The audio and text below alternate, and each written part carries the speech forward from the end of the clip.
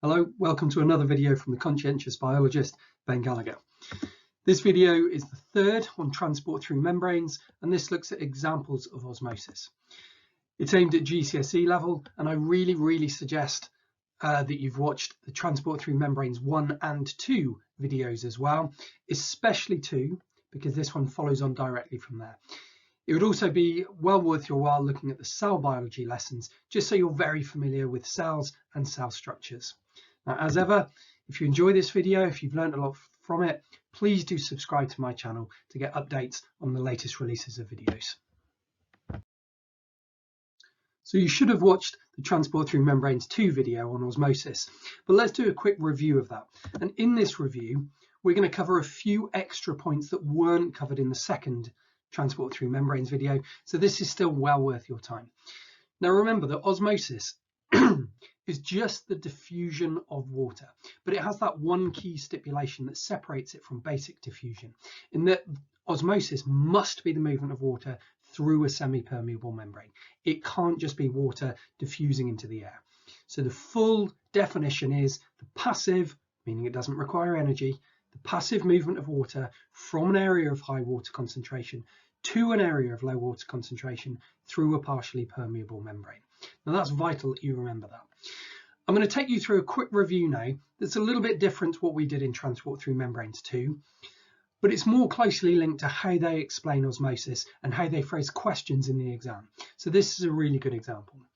So imagine if I've got a glass and I fill that glass with water. Now, if that's pure water, we can say that it's 100% water with 0 solute. Remember, when we're talking about osmosis, we ought to be focusing on solutions. So that's the water element, the solvent, and the solute, whatever's dissolved in it. So in this example, there is no solute. There's nothing dissolved in that water. It's just 100% water. Now, if I put a plant cell up there, from your cell biology lessons, you should recognize all those various bits inside that cell, the chloroplast, the mitochondria, but we're not bothered about any of that because we're just talking about water moving from the cytoplasm and the surrounding solutions. So let's get rid of all the insides. And if we took that cell and we threw it into that glass of water, now obviously this isn't to scale, cells are nowhere near that big, but it works for our examples here and for your understanding. So if that cell goes into the water, we've got to think, will water move into the cell cytoplasm or out of? Now cells obviously contain all of the chloroplast, mitochondria, lots of sugars, lots of salts, lots of other things in their cytoplasm. So their cytoplasm is not going to be anywhere near 100% water. But let's put on there that it's 90%, which is roughly about right for most plant cells. Now, if that's 90% water in the plant cell and the surrounding solution is 100%, it should be fairly obvious to you from the previous lessons that water is going to move into that cell. Now, if we changed the surrounding solution, if we put a load of salt or sugar into that glass, added 20% solute, we would turn the water concentration to about 80%. Well, now if you look at the diagram, the cell's 90%, but the surrounding solution is lower, it's 80%. So again, should be obvious, water's going to move into that cell. Now, there's some words that go with this that you must know. The first one of those words is isotonic. Now, these words refer to the solution that you put a cell in. So isotonic, hypertonic, and hypotonic. It's a small difference between those two, but it's very important. Isotonic refers to the surrounding solution if it has the same water concentration as the cell, or if a cell is in a solution that is the same as its cytoplasm. So on the diagram I've put over there, you can see that the cell is 90%, but the surrounding solution is also 90%. So think about that in terms of osmosis. The cell's going to stay the same. It's not going to go turgid by taking in water and becoming pressurized, but it's not going to go flaccid either. It's going to stay the same. If we put a cell in a hypertonic solution, which is a solution where the surrounding, the water concentration in that surrounding solution is lower than the concentration of the cell. So if you look over there, I've put it at 80. This is like the example that we looked at before. If it's at 80 and the cell is 90, it should be obvious that water is going to move out. That would mean the cell is going to shrink and shrivel and is going to become flaccid. Hypotonic, the third example, is if the surrounding solution has a higher water concentration. So this is like the first one that we looked at the start of this slide, where the water might be 100%, cell is 90. In that circumstance, water is going to move in, the cell's going to go turgid if it's a plant cell, or burst if it's an animal cell in that water. So if I pull all three diagrams up at the same time here, that gives you all the information on that. I'd strongly recommend you take a screenshot of that, or just pause the video and make notes on that, because those are three really important terms, and that's how it's quite often phrased in the exams. So pause that now or take a screenshot. Okay, so let's start looking at some actual examples of osmosis now. There's only really two key cellular examples of osmosis you need to know about. That's root hair cells and guard cells, both of those from plants. So we'll look at those one at a time. Let's do the easiest and quickest one first, which is root hair cells. So root hair cells obviously can be found in the roots of plants. So I've thrown a quick diagram up there. It'll be a diagram that you'll see again in the photosynthesis unit on plant physiology. But you've got the three main plant organs there that are involved in photosynthesis. There's the leaf, which is responsible for photosynthesis, where most of the photosynthesis happens, but where you have gas exchange of the carbon dioxide and oxygen, and it's the place that collects light. You've got the stem that's responsible for transport. Now that becomes very relevant during this lesson because of those xylem tubes. The xylem are the blue tubes that are carrying water up the plant. We'll talk more about those later. And then you've got the roots as the third organ, the roots whose primary responsibility is uptake of water from the soil. They also uptake some minerals from the soil, and they also help anchor the plant into the ground so it can't blow over and get broken. Now I should quickly add that there is a fourth plant organ, and that's the flower. We're not going to worry about the flower for now though, because the flower is only involved in plant reproduction, whereas the three that I've labelled on that diagram are always on the plant, always being very, very useful. But we're focusing on the roots and water uptake in the roots. So let's think about the roots, and let's put into place where the root hair cell fits in. So if there's an enlarged picture there, relatively high magnification of a root of a plant. Now you can see on there that it looks like there's loads and loads of little hairs spreading out sideways from the root. Now those hairs are actually projections from the cells, okay? But the whole root, remember, is still made of plant cells. So if I throw a plant cell up above me there, again, you should recognize the structures in a plant cell, but again, we don't need to worry about what all the things inside the cell are doing. They don't really influence this, but I'll leave them there for this example.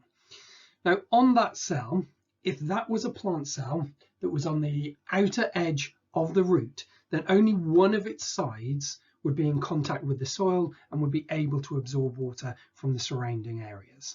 So if I just throw some arrows on there, showing the movement of water into that cell. Now please note, I've spaced those arrows equally, and there are 5 of them. That's really important that you note that there are 5 of them, because when we change this into a root hair cell, that's going to become very significant. Okay, if I get rid of those arrows now, and I turn that plant cell above my head into a root hair cell. So if we magnify a small area from that diagram, the root hair cell looks like this. There's a very obvious and prominent difference here between this root hair cell and the ordinary plant cell that we had up there before. Now, just so I can fit it on my slide, you'll see but through the magnification lines that I've actually magnified one of the cells from quite far down the root, near the bottom, where the root hair cells are shortest. If you look up the root, you'll see that those projections get much, much bigger, much, much longer. I can't fit those on my slide, but I want you to appreciate that most of the root hair cells have this projection, the actual hair, that's way, way, way longer than my diagram is implying. That projection could be 20 or 30 times the size of the cell. So remember that, we'll come back to that in a second. But let's go back to my arrows showing how water can move in. On the original cell, remember, we had 5 arrows bringing water in just on that one side that was against the soil. Whereas now, I can have way, way, way more arrows going on there. I think there's 19 arrows. More water that can be taken into the root hair cell and hence into the root and put into the xylem to go up the plant to supply the leaves, so the leaves have got that water to do photosynthesis. In brief, what we're talking about is the root hair cell has a massive surface area to increase the amount of osmosis that it can do. Because once that water moves into the cell, it can move through into the main part of the cell and then move out of the cell into the xylem, which if you look at the whole plant on the far side, the xylem will then take that water straight up. So root hair cells have a dramatically increased surface area to increase the amount of osmosis they can do. Let's now move on to the second example, which is a lot more complex. There's a lot more to this, but I'll be taking you through it in very, very small steps. And then I'm going to talk you through how to show your knowledge, how to demonstrate your understanding in the exams in a slide once we've gone through the principle. So we're looking at guard cells now. Let's make sure you know what we're talking about with guard cells. Guard cells are found on a leaf. They're on the underside of a leaf. Now, when you do the photosynthesis unit and you look at the plant physiology, that diagram over there will become much more familiar. That's a cross section through the leaf. Now we're interested in that very bottom layer of the leaf that you can see is labeled as the lower epidermis. That's the skin on the bottom of the leaf. There's an upper epidermis, that's the skin on the top bit of the leaf, but we're interested in the lower epidermis because if you look at it, you'll see little holes called stoma, and either side of those holes are cells called guard cells. Now, if we were looking at the leaf from underneath at high magnification, this is what you would see. This is a photograph taken through a microscope of the bottom of a leaf.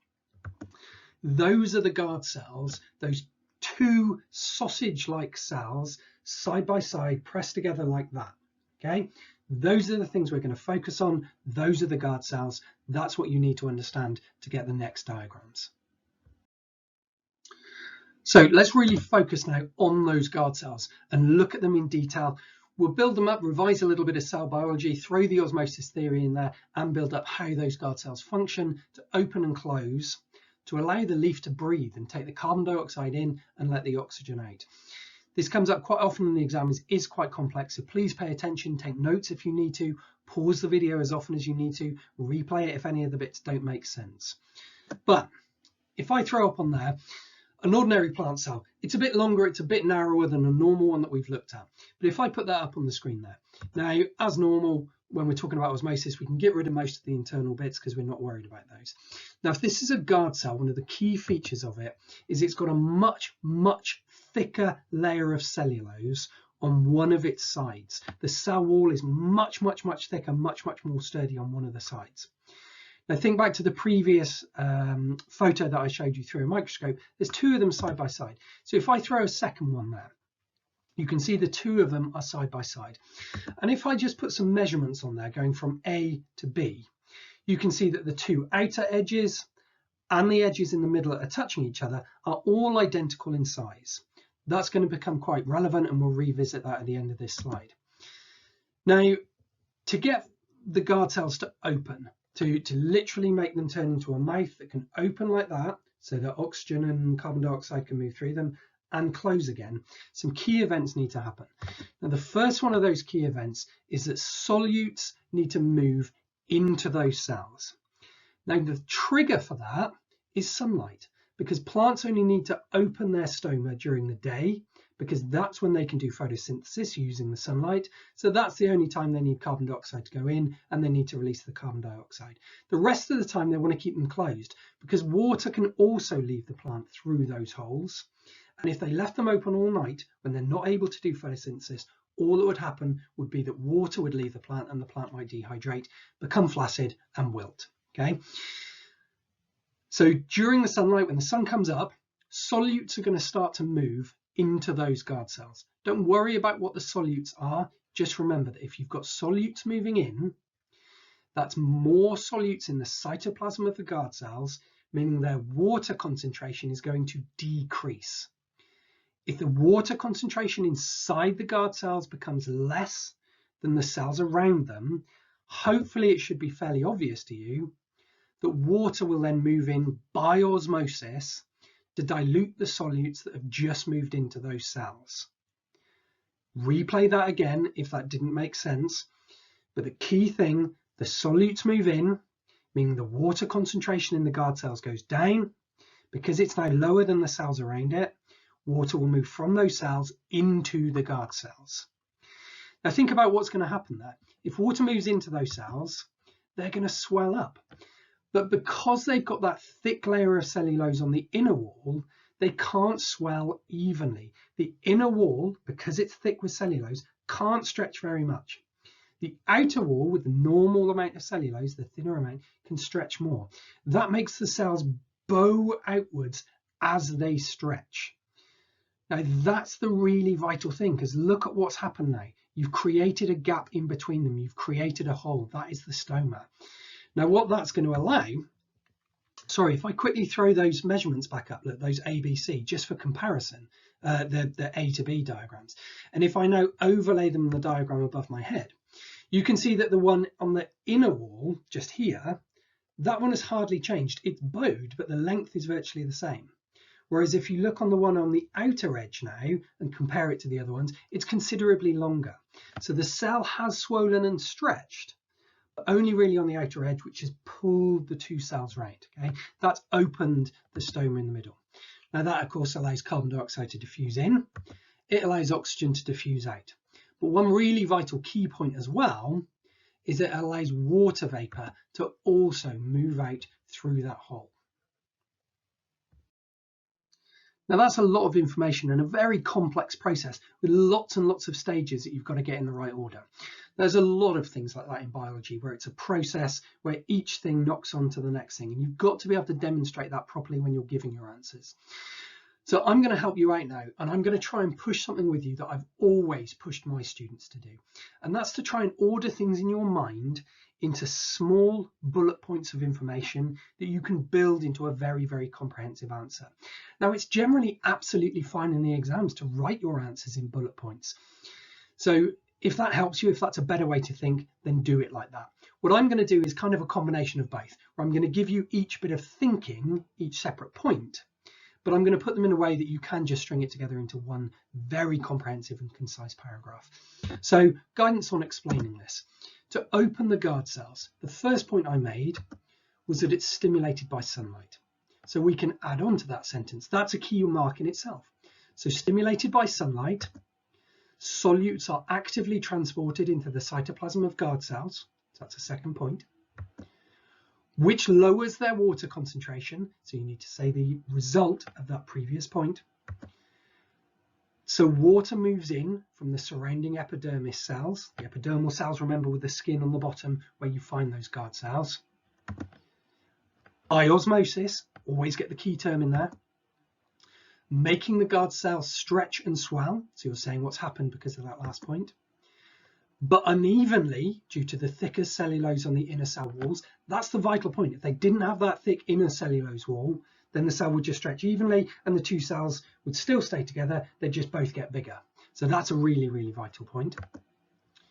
Which creates a gap between the cells, called a stoma. The plural of stoma is stomata.